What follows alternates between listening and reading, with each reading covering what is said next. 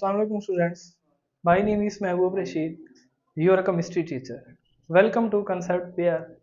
आज की इस लेक्चर में हमने एरोबिक एनारोबिक रेस्पिरेशंस को डिस्कस करना है और ये हमारे चैप्टर नंबर 5 का आज का लास्ट लेक्चर है। शुरू करते हैं। सबसे पहले है कि रेस्पिरेशन क्या है हमारे पास। Respiration is a continuous process in living organisms in which glucose is broken down to release the energy. Respiration क्या है? एक कॉन्टिन्यूअस प्रोसेस है, यानी ये लगातार होता रहता है। और ये रेस्पिरेशन होती किस में है? लिविंग ऑर्गेनिजम्स में होती है, जिसके अंदर जो है ना, लिविंग ऑर्गेनिजम्स के अंदर जो ग्लूकोज के मॉलिक्यूल्स होती हैं, ग्लूकोज के मॉलिक्यूल्स की क्या होगी भाई? ब्रेक डाउन होगी, वो टूटेंगे और इससे क्या रिलीज होती है? एनर्जी रिलीज होती है। आगे समझ। रेस्पिरेशन क्या है? एक लगातार प्रोसेस है जो लिविंग ऑर्गेनिजम्स में हर टाइम हो रहा है। और जो हम खुराक खाते हैं, जो हम फूड खाते हैं, उस खुराक की जो है ना ब्रेक डाउन होगी और वो ब्रेक डाउन, उस खुराक की ब्रेक डाउन से हमें क्या मिलती है? एनर्जी मिलती है। इसको हम क्या कहते हैं? रेस्पिरेशन कहते हैं। और रेस्पिरेशन के लिए हमें पता है कि ऑक्सीजन क्या है? बहुत ज्यादा जरूरी है। प्लांट्स जैसा कि फोटोसिंथेसिस करती हैं, वो कार्बन डाइऑक्साइड को लेके जाते हैं सूरज की रोशनी की मौजूदगी में और जड़ों से जो है ना पानी ऑब्जर्व करके वो ग्लूकोज बनाती हैं। अब हम जो है ना मोस्टली जो खुराक है वो प्लांट्स की तैयारशुदा खुराक खाती हैं, तो हम ऑक्सीजन लेके जाते हैं और ग्लूकोज की हम क्या करते हैं? ब्रेक डाउन करते हैं, ग्लूकोज टूटते हैं और उससे हमें क्या मिलती है? एनर्जी मिलती है, जो क्या कहलाता है? रेस्पिरेशन कहलाता है। ठीक हो गया ना।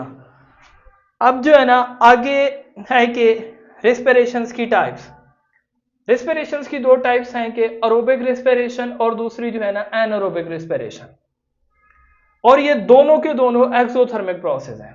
एरोबिक रेस्पिरेशन भी और एनारोबिक रेस्पिरेशन भी क्या है? एक्सोथर्मिक है। अब जैसा कि हम पूरे ही चैप्टर में यही बात पढ़ते आ रहे हैं कि एक्सोथर्मिक, एंडोथर्मिक। एक्सो किससे निकला है? एग्जिट से निकला है, जिसका मतलब क्या है कि एनर्जी इससे क्या होगी? रिलीज होगी, यानी रिलीज ऑफ द एनर्जी। जब भी ग्लूकोज की ब्रेक डाउन होगी तो ब्रेक डाउन से क्या होगी? एनर्जी हमारी बॉडी को मिलेगी और एनर्जी क्या होती है? रिलीज होती है। इसलिए ये क्या कहलाते हैं भाई? एक्सोथर्मिक प्रोसेस कहलाती हैं या रिएक्शन कहलाती है। आगे समझ। अब उसके बाद जो है ना हम देखते हैं कि ये एरोबिक रेस्पिरेशन क्या है। अब ये जो है ना एरो का मतलब है एयर। अब हमें पता है कि एयर में क्या होती है? ऑक्सीजन। यानी जो एरोबिक रेस्पिरेशन है इसका क्या मतलब है कि ऑक्सीजन की मौजूदगी में जो रेस्पिरेशन होगी वो क्या कहलाएगी? एरोबिक रेस्पिरेशन कहलाएगी। अब यानी presence of the oxygen, oxygen की मौजूदगी में जो रिएक्शन होता है वो क्या कहलाएगा भाई? एरोबिक रेस्पिरेशन कहलाएगा। अब एरोबिक रेस्पिरेशन के दौरान, रेस्पिरेशन का अगर हम देखें, रेस्पिरेशन का क्या मतलब है? पीछे हम डिस्कस कर चुके हैं कि ग्लूकोज की ब्रेक डाउन। अब आगे हमने कहा है कि जो रेस्पिरेशन की दो टाइप्स हैं, एरोबिक रेस्पिरेशन और एनारोबिक रेस्पिरेशन। एरोबिक रेस्पिरेशन में हमने कहा है कि इसमें क्या होगी? ऑक्सीजन की मौजूदगी में ये रिएक्शन होगा, जिसके अंदर जो ग्लूकोज है वो कंप्लीटली तौर पे ब्रेक डाउन हो जाएगा। मुकम्मल तौर पे ग्लूकोज क्या हो जाएगा? ब्रेक डाउन हो जाएगा, जिससे कार्बन डाइऑक्साइड रिलीज होगी, पानी रिलीज होता है और साथ ही हमें क्या मिलती है? एनर्जी मिलती है। और एनर्जी इससे क्या होगी भाई? रिलीज होगी। एनर्जी रिलीज होती है तो इसलिए हम कहते हैं कि ये क्या है? हमारे पास एक्सोथर्मिक रिएक्शन है। आगे समझ। अब उसके बाद इक्वेशंस देखते हैं कि ये ग्लूकोज है। अब ग्लूकोज जो है ना इन ह्यूमंस बॉडी के अंदर जो सेल्स होते हैं, सेल्स के अंदर एक साइटोप्लाज्म है। सेल की जो खाली जगह है वो क्या कहलाती है? साइटोप्लाज्म। फॉर एग्जांपल मैं कहता हूं कि ये हमारे पास सेल है, दरमियान में न्यूक्लियस है, इसमें और अदर ऑर्गेनेल्स पाई जाती हैं। अब ये वाली जगह क्या कहलाएगी? इसकी साइटोप्लाज्म कहलाएगी। साइटोप्लाज्म। अब साइटोप्लाज्म के अंदर ग्लूकोज की क्या होगी भाई? ब्रेक डाउन होगी। ब्रेक डाउन होके ये जो है ना दो पाइरूवेट में क्या हो जाता है? चेंज हो जाता है। अगर हम देखें ग्लूकोज का मॉलिक्यूलर फार्मूला, इसमें 6 कार्बन है, 12 हाइड्रोजन और 6 के हैं ऑक्सीजन है। अब ये टूटेगा और दो मॉलिक्यूल्स में, पाइरूवेट्स के दो मॉलिक्यूल में कन्वर्ट हो जाएगा। ग्लूकोज की ब्रेक डाउन होगी साइटोप्लाज्म के अंदर, और इसमें 2 पाइरोड के मॉलिक्यूल में ये कन्वर्ट हो जाएगा, और ये जो प्रोसेस होगा ये सारा का सारा माइटोकॉन्ड्रिया के अंदर होता है। माइटोकॉन्ड्रिया भी क्या है, एक सेल ऑर्गेनेलिज है जो है ना ये इस तरीके की इसकी कुछ शेप पाई जाती है। इसको पावर हाउस सेल भी कहती है। यहां से पावर हाउस सेल का मतलब ये है कि यहां से ही ज्यादा एनर्जी क्या होगी, रिलीज होगी। अब ये पाइरुवेट जो है ना ये ऑक्सीजन की मौजूदगी में माइटोकॉन्ड्रिया के अंदर ये कार्बन डाइऑक्साइड ये वाटर में कन्वर्ट हो जाएंगे, और साथ ही इससे क्या होगी, एनर्जी रिलीज हो जाएगी। अब एनर्जी रिलीज हो रही है तो इसलिए हम इसको क्या कहते हैं, ये क्या कहलाते हैं हमारे पास, एक्सोथर्मिक रिएक्शंस कहलाते हैं। उसके बाद आगे आता है हमारे पास एनारोबिक रेस्पिरेशन।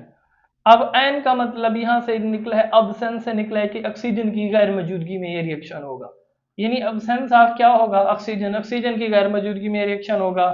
और ज्यादातर जो एनारोबिक रेस्पिरेशन देखी गई है ना वो यीस्ट के अंदर होती है, कुछ बैक्टीरिया परफॉर्म करते हैं, एलजी। और बाज़ औक़ात जो है ना जब हम कोई हार्ड वर्क कर रहे होते हैं तो हमारी बॉडी के मसल सेल्स में भी एनारोबिक रेस्पिरेशन हो रही होती है, इस पे ग्लूकोज की कंप्लीट ब्रेकडाउन नहीं होगी। जैसा कि हमने एरोबिक रेस्पिरेशन में पढ़ा है कि वहां पे क्या होगी, ग्लूकोज की कंप्लीटली तौर पे ब्रेकडाउन होती है, यहाँ पे कंप्लीटली तौर पे ब्रेकडाउन नहीं होती। अगर इसमें इक्वेशन देखी तो ग्लूकोज है ये पाइरेट के मॉलिक्यूल में कन्वर्ट होगा, साथ ही ये एनर्जी क्या हो जाएगी, रिलीज हो जाएगी। आगे फिर ऑक्सीजन की गैर मौजूदगी में रिएक्शन चला जाता है, इससे जो है ना ये एथेनॉल बनेगा, साथ ही एनर्जी और कार्बन डाइऑक्साइड क्या हो जाएगी, प्रोड्यूस हो जाएगी। अब जब जो है ना ऊपर वाली हमने इक्वेशन देखी है जिसमें पाइरेट के मॉलिक्यूल ऑक्सीजन में कन्वर्ट हो रहे थे और वाटर बन रहा था, यहाँ पे एथेनॉल बना है। एथेनॉल से आगे फर्दर जो है ना यहाँ से कार्बन डाइऑक्साइड रिलीज हुई है, ये रिएक्शन जो है ना इनकम्प्लीट कंसीडर किया जाता है। अब जैसा कि आप लोगों ने एथेनॉल जो है ना ये देखा है कि एथेनॉल जो है ना ये अल्कोहल की क्या है, अल्कोहल की एक टाइप है एथेनॉल, ठीक हो गया ना।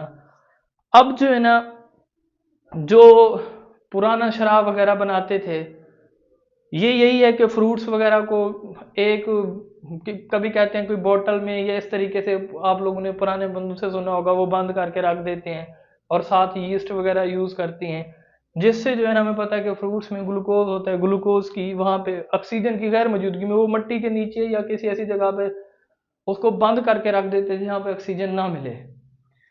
अब ये जो है ना ग्लूकोज वहां पे इनकम्प्लीट टूटता है, जिससे क्या बन जाता है, एथेनॉल बन जाता है। कहते हैं कि देसी शराब ये इस तरीके से बनाई जाती थी, ठीक हो गया ना। अब उसके बाद हमारा जो है ना ये लास्ट पे आता है ग्लाइकोलाइसिस। ग्लाइकोलाइसिस क्या है कि 1 molecule of glucose split into the 2 molecule of the pyruvate. Glycolysis क्या कहलाएगी कि जिसमें एक ग्लूकोज का जो मॉलिक्यूल होगा वो टूट के 2 मॉलिक्यूल किसके बनाएगा, पाइरुवेट के बनाएगा। ये क्या कहलाती है भाई, ग्लाइकोलाइसिस कहलाती है। अब साथ ही ग्लाइकोलाइसिस में जो है ना एक मॉलिक्यूल जैसे ही ग्लूकोज का टूटेगा तो 2 उसमें जो है ना एटीपी के मॉलिक्यूल जो है ना प्रोड्यूस होती है। अब एटीपी का मतलब है एडिनोसिन ट्राइफॉस्फेट, और जब भी यही एटीपी का मॉलिक्यूल टूटता है तो उस टाइम हमें क्या मिलती है, एनर्जी मिलती है, ठीक हो गया। आगे जो है ना आ जाता है कि एक टर्म यूज किया उसने, lipid. Lipid group of organic compound है, इसकी टाइप फाइड्स विक्स और ये स्टीरलाइज इसकी क्या है, टाइप्स है। अब जो है ना lipid act as the energy reservoir in the body, यानी जो भी खुराक हमारी बॉडी के अंदर स्टोर होती है वो लिपिड की फॉर्म में क्या होती है, स्टोर होती है। या तो हमारी बॉडी में फैट्स बन जाती है यानी एक्स्ट्रा चर्बी बन जाती है, ठीक है। अब ये जो स्टोर होती है ये एडिपोज टिश्यू के अंदर ही स्टोर हो जाती है। लिपिड क्या है भाई, ये ऑर्गेनिक कंपाउंड है। लिपिड की टाइप फैट्स वैक्स ये इसकी क्या हो गई भाई, टाइप्स हो गई। और ये एनर्जी रिजर्वायर यानी एनर्जी का क्या है, जखीरा है। जब हमें बाद भूख लगती है तो हमारी बॉडी में ये फैट्स वगैरह ये चर्बी वगैरह जो है ना ये दोबारा मेल्ट होती है और जिससे हमें एनर्जी भी मिलती है। और ये कहाँ पे स्टोर होती है, एडिपोज टिश्यू में। आगे समझ। उसके बाद आगे आता है ग्लाइकोजन। ये primary storage form of glucose है। प्राइमरी क्या है भाई, हमारे पास स्टोरेज फॉर्म ऑफ ग्लूकोज है ग्लाइकोजन। अब जो है ना ये ग्लाइकोजन हमारी बॉडी में स्टोर होते हैं लीवर के अंदर और मसल्स के अंदर। ग्लूकोज जो है ना ये ग्लाइकोजन में कन्वर्ट होता है, जैसे हमें एनर्जी की जरूरत होती है ये फौरन से फिर दोबारा किस में कन्वर्ट होगा, ग्लाइकोजन से ग्लूकोज में, ठीक है। और हमें एनर्जी मिलती रहती है। आगे समझ। और ये जो फंक्शन परफॉर्म करता है ये ज़्यादातर हमारा पेनक्रियाज परफॉर्म करता है। अब जैसे कि ही जो है ना वो डायबिटीज़ के पेशेंट्स होते हैं, उनका पेनक्रियाज काम नहीं कर रहा होता, तो हमारी बॉडी में ग्लूकोज की मिकदार ज़्यादा हो जाती है। यही ग्लूकोज जो है ना ग्लाइकोजन में कन्वर्ट नहीं होता, जिससे जो है ना ग्लूकोज की कंसंट्रेशन मिकदार हमारी बॉडी में ज़्यादा हो जाती है और हम डायबिटीज़ के पेशेंट्स बन जाते हैं। ये था हमारा आज का लेक्चर, जिसमें जो है ना हमने एरोबिक और एनारोबिक रेस्पिरेशंस को डिस्कस किया। इंशाल्लाह मिलते हैं अगले लेक्चर में।